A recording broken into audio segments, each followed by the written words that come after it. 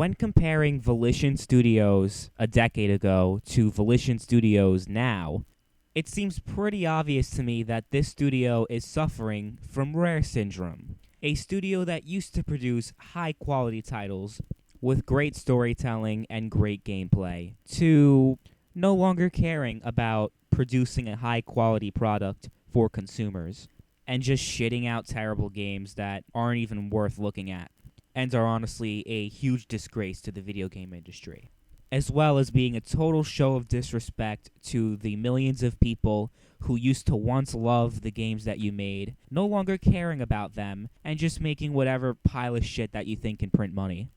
Luckily, in the case of Rare Studios, people have realized that this studio makes nothing but shitty games that aren't worth playing, so people don't bother playing their games, and people acknowledge that Rare is not Rare anymore. It's just a shadow of its former self, to put it nicely. Consumers were also unwilling to tolerate the dip in quality for Infinity Ward titles. Call of Duty 4 and Modern Warfare 2 absolutely revolutionized the first-person shooter genre and probably had one of the greatest impacts in the gaming industry, Call of Duty 4. Because that was the first game to actually push the envelope, break away from the whole World War II shooter phase that was going on back then. And they actually made a game that was unique, that had a great story, that had amazing gameplay, that completely revolutionized online multiplayer gaming for first-person shooter games, and was responsible for so many games being created. If it weren't for Call of Duty 4, we wouldn't have gotten Battlefield 3, which was made to compete against Call of Duty. We wouldn't have gotten so many great games that were inspired by Call of Duty 4. Call of Duty 4 and MW2 were such amazing games, which is something that most people who hate the new Call of Duty games agree on. When you look at Call of Duty Ghosts and Infinite Warfare, which were the two most recent games that Infinity Ward has developed, it becomes pretty hard to believe that this is the same company that made Call of Duty Modern Warfare 2 and the Modern Warfare games. Well, that's actually because they are not the same team. When the founders of Infinity Ward, Jason West and Vince Zampella, left in 2010 after Modern Warfare 2, a whole shitload of employees followed them and left to join Respawn Entertainment. And Respawn Entertainment is the creators behind Titanfall and Titanfall 2. And you know what? I guess their games are slightly better than what the new Infinity Ward's creating, but not by much, really. I mean, is Titanfall really an innovative experience? Playing Titanfall and playing Infinite Warfare both put me to sleep. And that's really the main problem with modern first-person shooters. Not that they're necessarily bad games and that they're unplayable or anything like that. It's just that they're too boring. They use gameplay mechanics that have been used 20 times already and that we're bored of seeing. We want to see something new. And there's so much lack of innovation in the first-person shooter genre so much. That's why so many people just look down upon FPS games so much, because there's an incredible lack of innovation these days. There really is, which actually makes complete sense if you think about it, because a lot of first-person shooter franchises have taken so much inspiration from Call of Duty. But now that Call of Duty isn't really putting forward any new ideas and innovating anymore, then the entire industry is suffering from that, because these games are typically inspired by Call of Duty. They don't really have any inspiration to draw from because Call of Duty is pretty much dead now, let's face it. The latest offering in the Call of Duty series is taking us back to World War II, where this problem started in the first place with first-person shooter games, being too inspired from World War II and not doing anything else. So now we're going back to World War II. Great. But studios like Rare were not the first to become nothing more than a shadow of their former selves, and studios like Infinity Ward, Treyarch will not be the last. But the thing about Infinity Ward and Rare and Treyarch and all these other studios that used to make amazing games and don't make such amazing games anymore, typically the consumer is able to recognize this, acknowledge that these studios are but a shadow of their former selves and the new games that they make are absolute shit, and these studios typically suffer as a result of this. Compare the sales of Infinite Warfare to Modern Warfare. You can't even compare it. But there's one studio that for a while was the exception to the rule, and that, of course, is Volition. the developers of the Saints Row series. I'm sure not all of my subscribers have played any Saints Row games, but have at least heard of the name, because the Saints Row series is a pretty big deal in the gaming industry. Each installment of the series has sold millions of copies, and very positive reviews. The first game in the Saints Row series was released way back in 2006. Unfortunately, it was a 360 exclusive and still is a 360 exclusive to this day, which is a shame because so many people are missing out on this amazing game. The story was absolutely amazing. Being a foot soldier for a small gang in the city of Stillwater and eventually working your way up to become a big player. The writing was absolutely amazing. I actually grew an attachment to a lot of the characters in the game, which, is actually pretty rare for me in video games, honestly, especially open world video games. I typically do not give a shit about characters in games because they're not well developed. But in Saints Row, they were. Julius, Johnny Gat, Aisha, Lynn, Dex, Troy. I loved all of them. I thought they were all great characters. So I absolutely love the story. I love the characters. I love the crazy amount of customization that Saints Row had. Creating your own character, different customization with clothing, vehicle customization. The customization in Saints Row was absolutely insane, especially being able to create your own character. That was just, that was really amazing. The game also had online multiplayer, competitive multiplayer that was really fun. And overall, it was a great experience. It was a great game. And it's a real shame that they never ported it to the PS3 and the PC, despite Saints Row's continued success in later installments. I really think that was a missed opportunity. They would have made a lot of money if they ported Saints Row 1 over to the other systems, other platforms, because Saints Row 2 came out on all platforms 2 years later in 2008, and was, honestly, in my opinion, an even better game than the first Saints Row. The second Saints Row game had you in the same city you were in the first one, but it takes place about 5 years after the events of the first game. So that gave them plenty of opportunity to change some aspects of the city, change some of the design a little bit, and just make it almost like a completely different city. The city is almost like completely remodeled, and it looked honestly, it looked beautiful. It looked beautiful. It pretty much took all the great things about the first Saints Row game and just made it even better. Even better customization options, even better writing and storytelling, and an even better Stillwater. Stillwater in Saints Row 1 was really good. I liked the city, but it was just even more vibrant and more full of life than the first one. There were so many more things you were able to do. There were all these different nightclubs and other buildings that you were able to go into. Compared to the first one, there were more buildings that you can go into and more stuff that you were able to do, more places you could go to in the second Saints Row game than the first one. Point I'm trying to make is that in Saints Row 2, they took all the good from the first game, made it even better, and just added in so much more stuff to the second game than the first game. It was the first Saints Row game that allowed you to fly and, be in boats and shit. Basically, what I'm trying to say is that it's an amazing sequel. Amazing. Probably one of the best game sequels ever. So considering how much of an upgrade Saints Row 2 was compared to Saints Row 1, I expected the same thing to happen in Saints Row the 3rd, Saints Row 3. But unfortunately, that did not happen, and Saints Row the 3rd was the beginning of the downfall of the Saints Row series. And when I mean downfall, I don't mean financially, because Saints Row the 3rd is the best-selling Saints Row game in the series, which is absolutely incredible to me because Saints Row 3 is objectively worse than Saints Row 2 and Saints Row 1. It was the first Saints Row game with no competitive online multiplayer. It only had co-op. The campaign was significantly shorter in Saints Row the 3rd than it was in the other two games.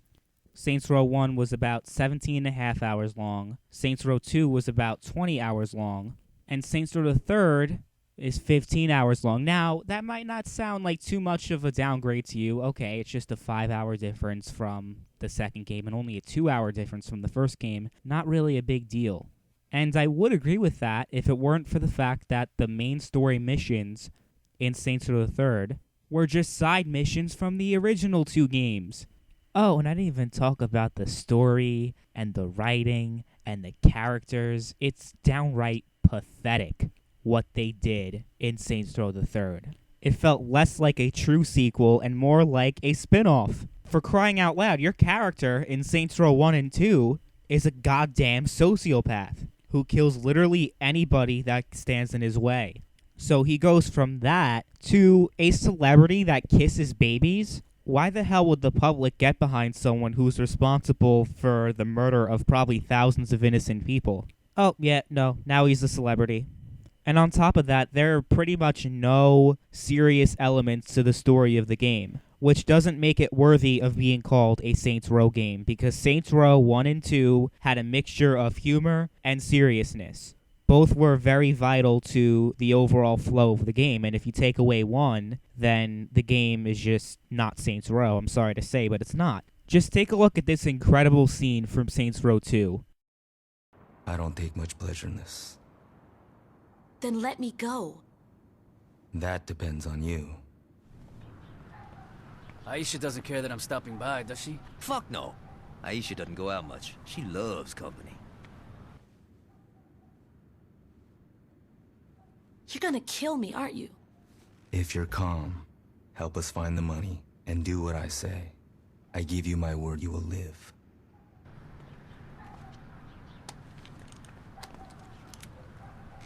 Ish, you home?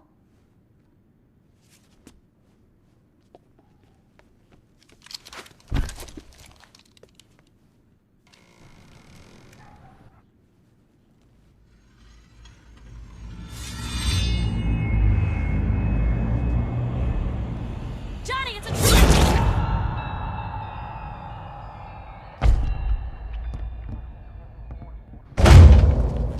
Ish!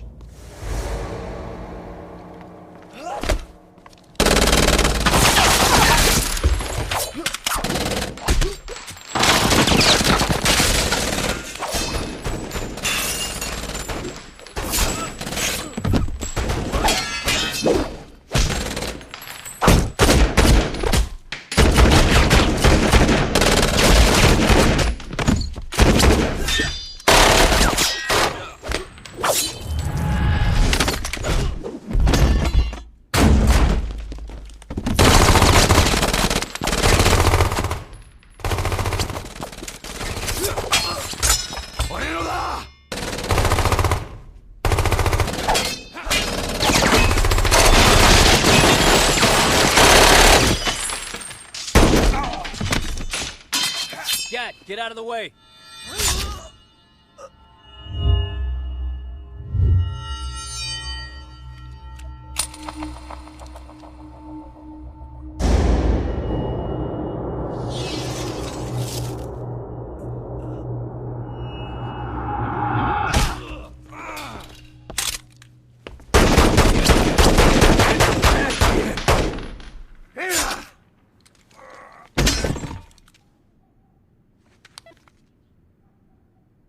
The scenes in Saints Row 2 are filled with suspense, drama, and action all in one. There were definitely many humorous aspects of Saints Row 2. There were plenty of funny moments in the story, but that's for anything. There are funny moments of Game of Thrones, there are funny moments in other serious storylines. Doesn't mean that humor was always a major focus of the game's overall presentation, because it never was. And I'm only mentioning this because the creators of Volition claimed that, well, we always planned for Saints Row to become an over-the-top game. Even though Saints Row 1 was completely serious, there was barely any funny aspects of it at all. It was a pretty serious game, pretty serious story. And Saints Row 2 was also pretty serious. The focus of the game is to get revenge on everybody who has wronged you in the first Saints Row game. So when people say that, well, Saints Row was always about being funny and being ridiculous, yeah, just because there were some ridiculous moments in Saints Row 2 doesn't mean that that was its entire focus, that that was the game's entire focus. So when Volition says that, they're obviously full of shit. Where now? The penthouse.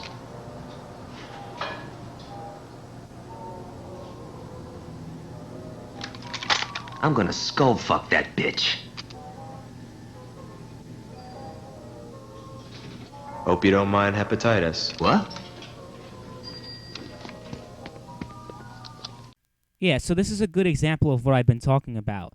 This was a scene from Saints Row 1. It was a pretty serious scene. You're about to take out one of the main bosses, and then you're going up on the elevator to fight the boss.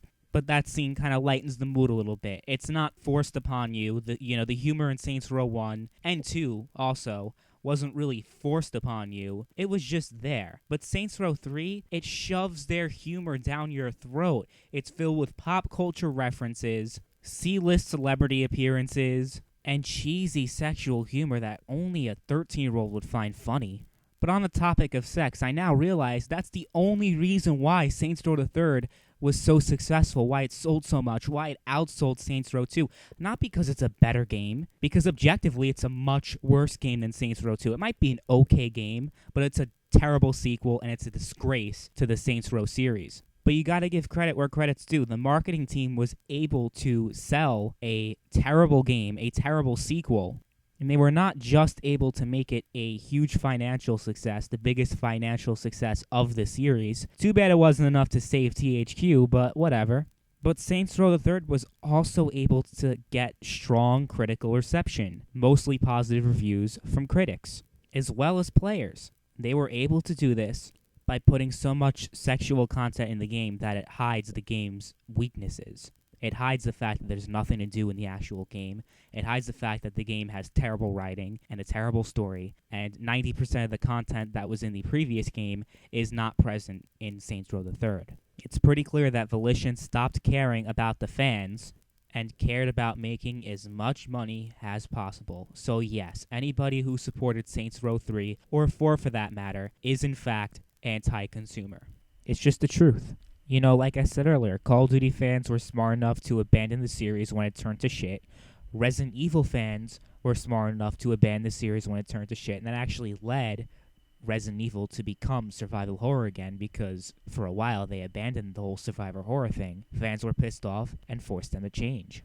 But with Saints Row, the reason why they were able to get away with this, not because the fan base is too dumb to recognize that they're getting screwed over, because the real Saints Row fan base did recognize that Saints Row the Third is a complete pile of shit. But the reason why Saints Row the Third was a huge success, and not other games from other series that betrayed their fan base, is because Volition successfully appealed to the lowest common denominator of players. The mainstream gamer that is more simple-minded, does not care about good storytelling, does not care about whether or not the game actually has features in it. It only cares, oh look, there's hookers and there's a porn star promoting the game. Oh my god. Ooh, I could kill people with a giant purple dildo. That's so edgy. And then they dumbed the game down even more in Saints Row 4. Oh, look, you're the President of the United States. Yeah, that makes total sense that a fucking sociopathic gang leader that was supposed to spend his entire life in prison but fucking escaped. Yeah, someone who, based on everything he's done in Saints Row 1 and 2, would pretty much be number one the FBI's most fucking wanted list. Yeah, he's now the President of the United States. But Trump became president, and he's literally Hitler, so anything can happen. Oh, man. Don't even get me started with those dumbasses.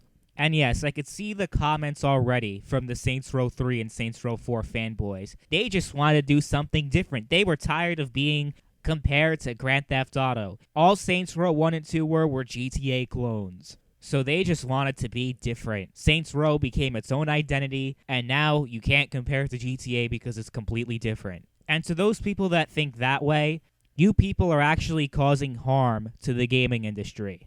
There are so many developers, so many talented developers that make games.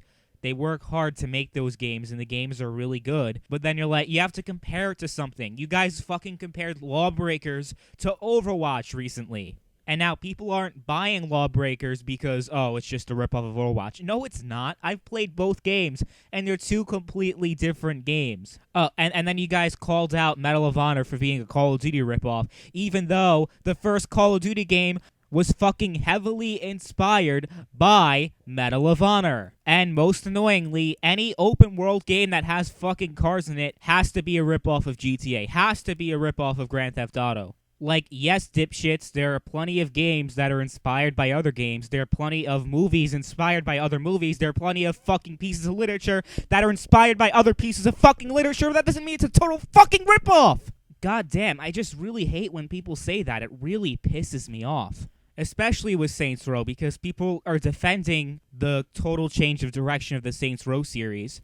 Oh, well, Saints Row can't be a GTA clone. It needs to stand on its own. Except it went from quote-unquote ripping off Grand Theft Auto to ripping off Crackdown in Saints Row 4 with all the superpowers and all the shit that you can do in there. It's pretty much identical to Crackdown. Not saying that's bad, but it's pretty hypocritical when people say, well, Saints Row can't rip off GTA, but are okay when it pretty much rips off Crackdown. I just had to get that off my chest. So I think it's about time we talk about Agents of Mayhem, Volition's newest game that just released recently. It's not a Saints Row game, at least not officially, although it's confirmed that it takes place in the Saints Row universe. Not sure how, but it does. This takes place in the same universe as this. Okay. But whatever, it's not technically a Saints Row game, it's kind of its own thing. So, whatever. But let's read the description of the game. In the wake of a global assault, the world has fallen under the rule of Legion, a supervillainous gable of criminal masterminds and costumed megalomaniacs. The only people who are capable of turning the tide are the Agents of Agents of Mayhem, led by Persephone Brimstone. These uniquely skilled agents are going to take down this new world disorder by any means necessary.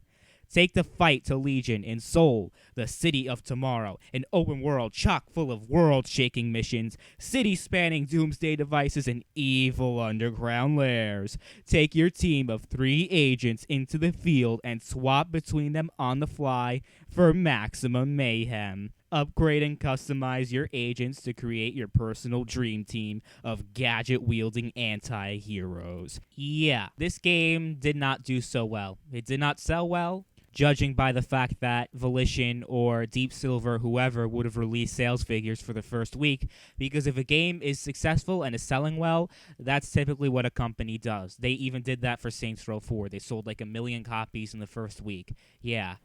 Obviously, that's not the case for Agents of Mayhem, and are you guys really surprised? It's a $60 full-price game, no co-op, no online multiplayer, just a single-player over-the-top campaign that lets you play as these, I guess you could say, heroes.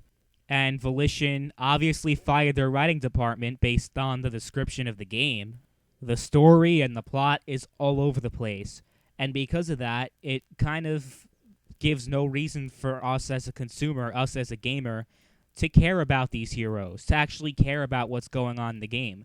So when it's only single player, there's really no reason to buy the game if we have no reason to care about these heroes and to care about what's going on. You see, Overwatch and other games, like, they don't really focus on story, but they're online only, so it's okay. But this game is just a third-person, single-player Overwatch kind of feel to it. It's clearly not worth anywhere close to $60, so of course the game did not do so well. People might blame, it's the slowest season of the video game industry. Summer. Every time a game comes out in summer, games don't really sell well. Yeah, except Saints Row 4 was released at this time 4 years ago in August, and it sold pretty fucking well. This game didn't sell well because nobody cares about this game or has a reason to care. The critic and user reviews speak volumes about the game, and also speaks volumes about the downfall of Volition Studios. People are starting to wake up and realize what Volition has become. And as long as they continue in this terrible direction that they're headed, I hope people continue to boycott their games, stop giving a shit about their games. And at this point, I wish Volition nothing but failure and misery, because they deserve it. They completely betrayed me and the other original Saints Row fans.